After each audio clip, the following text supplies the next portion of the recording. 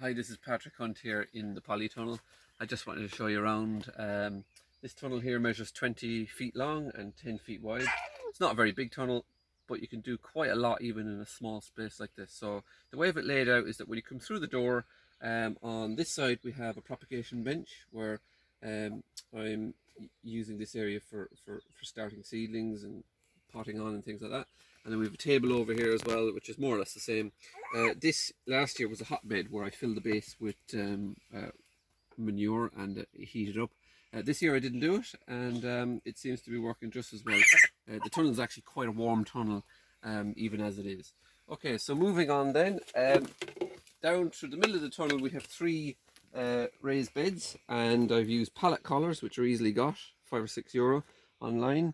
And over the winter, in this one, I'm growing salads. We have different types of mizunas and different types of lettuces.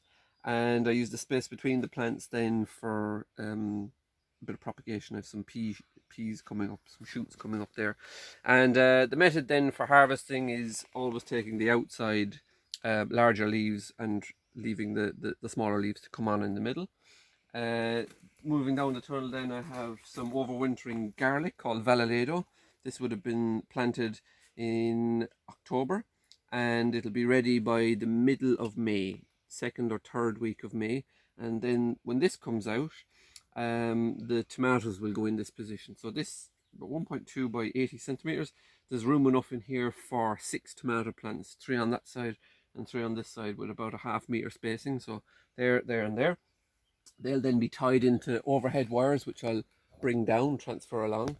And the varieties I grow in a small tunnel are cherry varieties, because with cherry tomatoes, you can get a lot more tomato for the small space that you have. So I haven't grown too many beefsteak because they just don't produce the masses of tomatoes that you want when space is limited.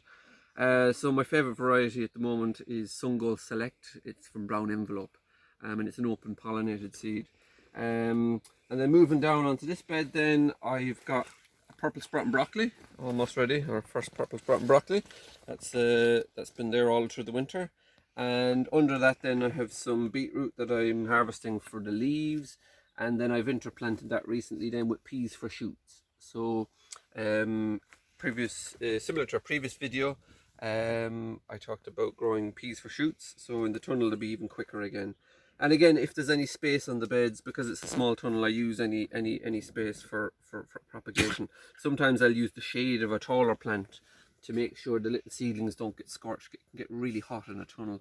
And then if you turn then just to your rear, in that section there, we have broad beans that were planted or sown in January, indoors, this January, and then planted out in the tunnel in middle of February, so they're doing really well. They'll be producing flowers probably sometime in April, and we'll have a crop then in May hopefully. And then moving along from there, we have some onions, overwintering onions. They will be harvested in May, and they'll be ready a full month or even more, full month and a bit before the outdoor onions are ready. So quite a good idea growing some onions in a tunnel if you have space. And then along this back section here is where I have a lot of propagation going on. I've got some interesting things. This is shungiku. This is edible chrysanthemum. I have some trays, some modules here with leeks in them. And a little tip someone told me was, if you leave the tray of leeks on the bed, they'll root down into the compost, and you can then go along with a bread knife and saw off the roots before you plant them out. Yeah, so it's just different varieties of things. This is the most exciting section down here. These are some new perennial edibles that I've got. Some Chinese artichokes that I'm trying this year for the first time. This is mashua, which I've had before. It's a bit like a nasturtium leaf. It's a climber with an edible tuber. It's one of the Peruvian root vegetables. Nice plant to try. And then I've got skirret, which is an old root vegetable to try as well. And yeah, so that's my tunnel. Thank you very much.